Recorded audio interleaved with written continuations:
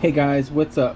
So today's video, we got the Losi XXXT stadium truck in front of us, and as you can see, she's getting her crip walk on.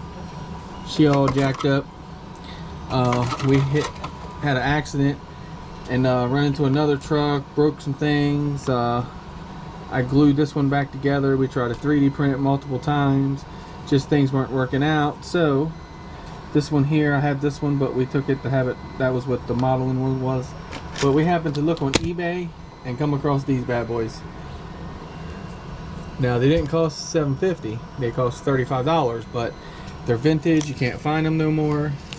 And it was very, very lucky to come across these. So we're gonna go ahead and put these on and get this thing back to driving. It needs an ESC and motor, of course, but that's nothing. We'll get that put in here and get this thing back up and running.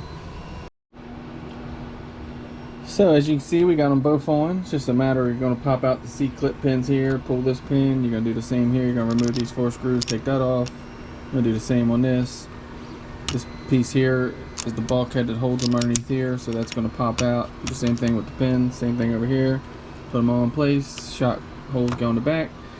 And this guy probably isn't going to get driven much because, like I said, it's vintage. And we were very lucky to find these parts. So there it is. We got it all back together. It's back to stock. That's awesome. Rolling again. So now we'll get an ESC and motor and put in it and be able to take it out and run it around every now and again. This is the vintage Losi XXXT.